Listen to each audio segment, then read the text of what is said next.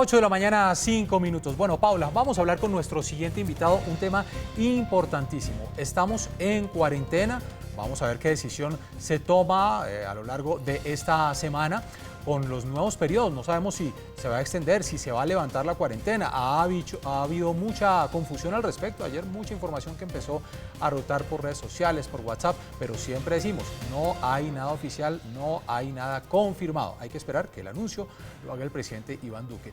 Y se están viviendo pues situaciones. Hemos hablado de maltrato, hemos hablado de feminicidio, lastimosamente, las cifras que crecen en días y fechas importantes como el Día de la Madre, por ejemplo. Pero también hay muchas personas, Paula, que en este encierro, en esta cuarentena, viven distintos episodios de pánico, de ansiedad y a veces no tienen a dónde acudir. Es verdad, Jenna, nada más porque, bueno, el encierro más la incertidumbre de muchas personas que se han quedado sin ingresos, sin trabajo, pues está generando ciertas afectaciones a nivel emocional de las personas. Por eso, desde la Secretaría de Salud se lanzó un programa bien interesante para darle a la gente que lo necesite esa atención psicosocial. Y de eso queremos hablar en este momento para que todos los bogotanos se den cuenta que este programa pues está a su disposición si llegan a necesitarlo. Vamos a saludar a Henry Alejo, quien es referente de salud mental de la Secretaría de Salud de Bogotá y es psicólogo además de la Universidad Nacional con especialidad en epidemiología. Doctor Alejo, bienvenido, muy buenos días. Muy buenos días, además a todos los oyentes. Bueno, ¿por qué se pensó desde el distrito lanzar un programa así? ¿Qué información se tiene o qué lograron ustedes encontrar desde la alcaldía para saber que las personas estaban teniendo como afectaciones de este tipo en su salud mental y en su salud emocional? Bueno, básicamente en el marco de la pandemia y a través de los sistemas de vigilancia en salud pública, así como de las líneas dispuestas a la comunidad, se pone en evidencia un incremento de cierto tipo de consultas y además es constante el incremento del uso, por ejemplo, de la línea 106, en donde es claro las consultas sobre ideación suicida, sobre síntomas de ansiedad, sobre temor, sobre asistencia para manejar la situación de aislamiento obligatorio preventivo, se han incrementado hasta el punto que en este momento hemos prácticamente duplicado la asistencia a través de estos canales de comunicación que están coordinados igualmente con la línea 192 del nivel nacional o la que ha dispuesto el Ministerio de Salud. Doctor Gómez, ¿cuántas llamadas pueden ustedes llegar a recibir al día sobre estos casos en época de cuarentena? ¿Y cuál es el proceso de atención? Claro, la atención, y esa pregunta es muy importante porque hay que hacer claridad en que a través de una línea telefónica nosotros podemos hacer una intervención más orientada hacia la contención, hacia la asistencia de la persona que está haciendo la consulta, y de allí, si resultase necesario, hay que hacer una derivación a una atención especializada en múltiples ocasiones. Pero en promedio nosotros tenemos 18 profesionales y estamos recibiendo cerca de 75 a veces llamadas diarias o incluso más, cuya duración está oscilando entre 45 minutos, a veces 70 minutos en algunas llamadas, de atención psicológica. La línea es atendida por profesionales en psicología, la línea 106.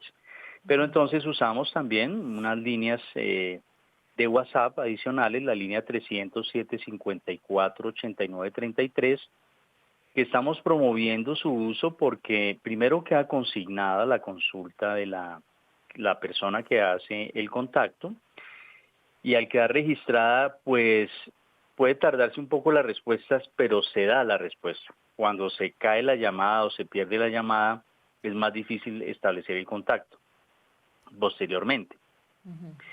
Las consultas, como decía, son fundamentalmente por temas de ansiedad, por temas de conducta suicida, por temas de personas que tienen exacerbados los síntomas porque tenían diagnósticos previos en salud mental.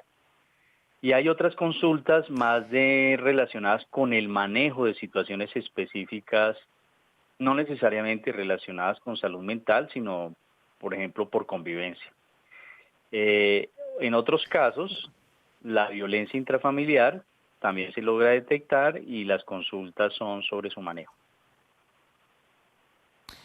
Doctor Alejo, el pánico y la ansiedad, ¿cómo se manifiestan? ¿Uno cómo puede saber que le está pasando eso? Bien, la ansiedad tiene síntomas por diferentes canales. Los canales fisiológicos son los más evidentes. Entonces, síntomas como taquicardia, sudoración excesiva, dificultades de concentración,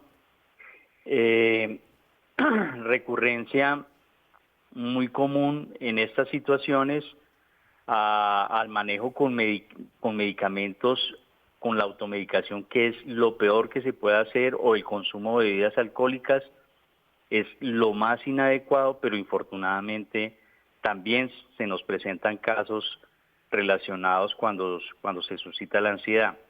Esa ansiedad también se traduce en respuestas abiertas de conducta social abierta, digamos, que son evidentes, en donde la situación a veces se traduce en pánico, que es la exacerbación o el incremento de esas, en la magnitud de esas respuestas, que a veces requieren una intervención más especializada, digamos, que no se puede trabajar simplemente a través de una línea telefónica, sino que requiere una atención o una intervención por un especialista, Sí. por un psiquiatra, por un psicólogo clínico.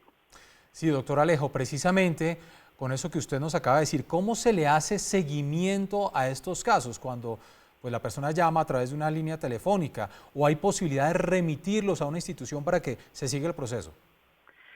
Ese interrogante es esencial. Nosotros siempre derivamos algo que se llama el Sistema de Información de Referencia y Contrarreferencia. Y el seguimiento de cada caso se realiza para verificar si la persona, por ejemplo, la que fue remitida a un servicio de atención especializada, recibe ese servicio, se le está atendiendo, si ha requerido una atención integral, no solamente de la persona, sino de su círculo familiar. Recientemente la Secretaría ha dispuesto también a través del Plan de Salud Pública de Intervenciones Colectivas la atención y la intervención en duelo, por ejemplo, por fallecidos, por familiares de fallecidos o dolientes por fallecidos por COVID, por personas que tienen sus familiares en una unidad de cuidados intensivos, o se ha enfatizado también adultos mayores en aislamiento obligatorio preventivo en casa. Esos son servicios a los cuales se le hace siempre seguimiento. ¿Cuál ha sido el resultado de la intervención y cuál ha sido el resultado de la derivación? Entonces, una llamada implica que yo debo establecer contactos con la persona posteriormente para monitorear, para mirar cuál es el estado de salud en este momento y si ha recibido realmente una intervención. Doctor Alejo, permítanos aprovechar que tenemos esta comunicación con usted para hacer como una pequeña consulta en vivo. Denos un par de tips para manejar el miedo y la incertidumbre, que son esas dos sensaciones que uno ve, tiene como la mayoría de la gente en este momento. La gente está muy asustada cuando uno habla con los amigos, con los familiares, la gente tiene mucho miedo, pero también tiene mucha incertidumbre sobre lo que va a pasar mañana, sobre el futuro, sobre su trabajo, sobre si va a tener ingresos o no. ¿Cómo manejamos desde casa esas dos sensaciones, que son tan fuertes además? Bien, el miedo, además de los canales fisiológicos que hablábamos inicialmente, tiene un canal cognoscitivo. Son las ideas, son los pensamientos de temor, de miedo y situaciones específicas que están enfrentando las personas, como la que acabas de mencionar, la pérdida de trabajo. Un enfoque basado en la solución de problemas y en identificar dónde están las dificultades, en tratar de realizar un plan de respuesta ante esa situación, un plan viable, en evaluarlo, en comentarlo. Si estamos en familia, mucho mejor, porque, digamos, se comparte esa dificultad. Puede ser una primera estrategia para manejar de ansiedad. Pero hay técnicas específicas, por ejemplo, de relajación, que podemos consultar a través de la internet, de meditación, manejo de respiración, ocupación o derivación en otras actividades. El establecer rutinas es muy importante. El estrés y la ansiedad están asociados, entonces el ejercicio, por ejemplo, en no permanecer tan sedentarios, que es una de las consecuencias derivadas de este aislamiento, contribuye enormemente al manejo de la ansiedad y del estrés. Doctor Alejo, también puede suceder que la persona que manifieste estos síntomas tenga una negación y no quiera poder ser atendido a través de esta línea. ¿Qué pueden hacer los familiares que vean estos síntomas? ¿También pueden llamar directamente a la línea, así sea referenciando los síntomas que está manifestando un tercero? Claro, la línea está dispuesta no solamente para los directamente afectados, sino para la familia o el grupo de apoyo social al que hace, digamos, en el que está incluido ese miembro de grupo social o de familia que está afectado. Hay otras líneas específicas, por ejemplo, en el tema de consumo de sustancias psicoactivas, que ha presentado algunas variaciones también. Hay una línea gratuita que es la 018-112-439. ¿Por qué lo traigo a colación? Porque ante la pregunta hemos captado muchos casos en donde los familiares llaman para consultar sobre el manejo, para recibir asesoría sobre el manejo de personas, de familiares que presentan alguna sintomatología asociada al consumo de sustancias psicoactivas. Entonces la línea 018-112-439 está dispuesta, y el WhatsApp 301-276-1197 de igual manera, para atender específicamente estos casos. La línea 106 está más orientada a problemáticas más generales en salud mental. Está interconectada con la línea gratuita que atiende casos por consumo de sustancias psicoactivas, pero a su vez hay dispuesta una unidad móvil y una unidad fija en San Per Mendoza, una unidad móvil en casos, digamos, de consumo problemático, por ejemplo, de sustancias inyectables. Este es un servicio que ha puesto a disposición la Secretaría Distrital de Salud y al cual pueden también acceder a través de estas líneas o pueden solicitar la atención. Estas unidades móviles están conformadas por gestores comunitarios, por psicólogos, por trabajadores sociales, personal de enfermería y psiquiatría, y pueden ser contactados a través de la línea 304-601-2247. 304-601-2247. Entonces, Doctora, sí, adelante, doctor. Para responder a tu interrogante, no necesariamente tengo que ser el afectado para hacer una consulta. Si yo tengo un familiar que está afectado por una situación de salud mental, puedo hacer consulta a algunas de estas líneas. Bueno, y ese dato es importantísimo porque la familia, ese círculo cercano, se vuelve el núcleo de apoyo más importante en este momento. Le quería preguntar, doctor Alejo, si ustedes han logrado ya determinar un poco cómo afecta esta situación de confinamiento a los diferentes grupos de la sociedad. Me refiero por edades, por ejemplo. A los jóvenes les afecta distinto que a los que ya estamos más grandes. ¿Y qué está pasando con los adultos mayores? Que también lo que uno escucha en ese voz a voz es que les ha dado muy duro, pues que los hayan confinado de una manera más estricta que al resto de la sociedad.